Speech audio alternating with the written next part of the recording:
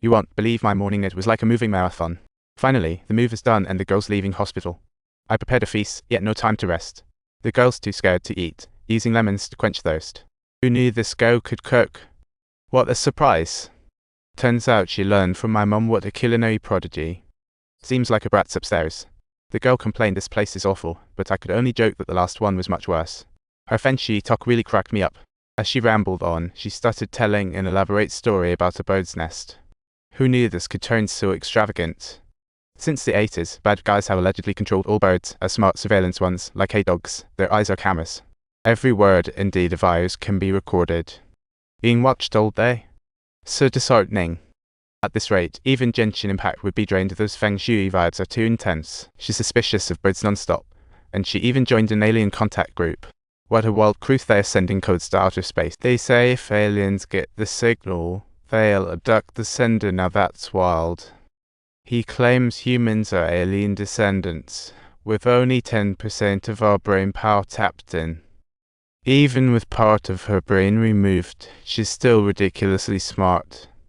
But out of nowhere, she gets all gloomy, and I'm left confused. I'm totally lost, can't keep up with her logic.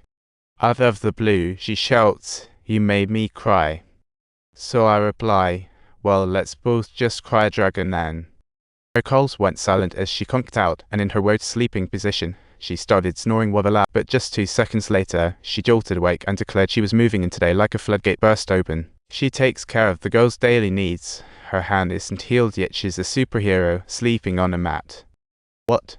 She said a lock would do for 2 people sharing. The girl felt uneasy with a stranger, so she said, "I'll call your dad." "Where'd you get my dad's number?" I was like, "It's on the package, right?" Lynch action? Guess you're not so dim after all. Anyway, you can't live alone. I'll call your dad. The girl panicked. No, he's home caring for grandma. Time was running out. The girl's luck was running dry. She went off to grab a pillow for her, but surprised she said she was thirsty. She casually grabbed the cup next to her and joked, "Don't drink from that, it's my cool pee cup." "No way, I'm not a pee machine," she protested adamantly. "I truly apologize," she sighed. The girl's tests were almost done, but her heart was still healing. The doctor gave her a temporary fix, meaning she was on companion duty. Dialysis was so boring. She grabbed her phone to play some music, but the sound quality was pretty weak, no enjoyment there.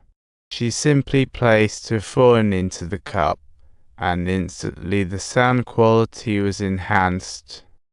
Now she's accompanying the girl to combat those unpleasant side effects. What a creative little genius. She cared for the girl's every detail, even recording her daily life, and soon the dim rental turned cozy. The girl excitedly shared her new place with her parents, and the traveler came bursting in. Thankfully, her parents didn't ask too many questions. Not only did she care for the girl's life, but took over filming for a WeChat account, unaware of its absurdity.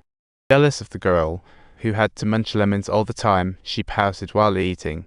The girl was dozing off during dialysis, and she got a little playful.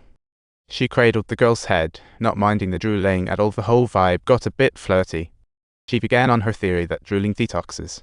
The girl rolled her eyes as if to say, "This is nonsense." She always sensed when the girl was in trouble, getting better at handling every issue she faced.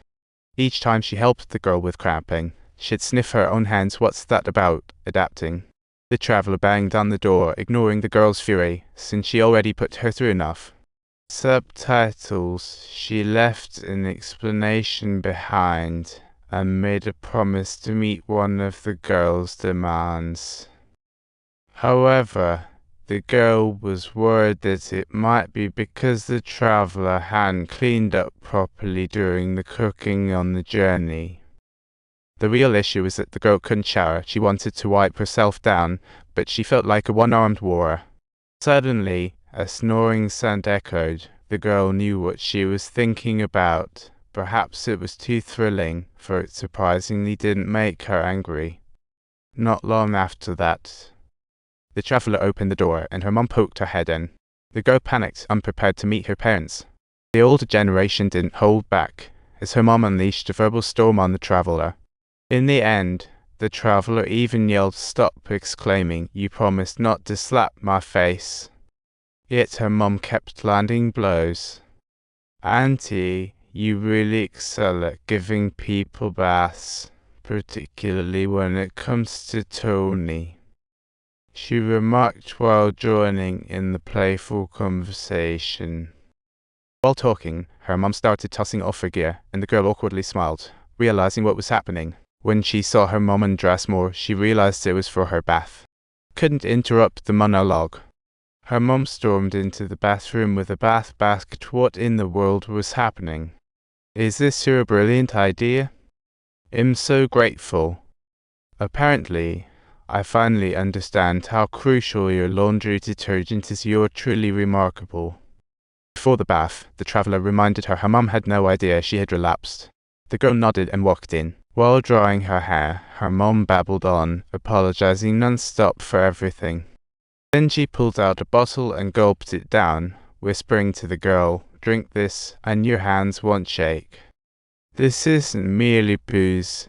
It's filled with some truly extraordinary shiny stuff."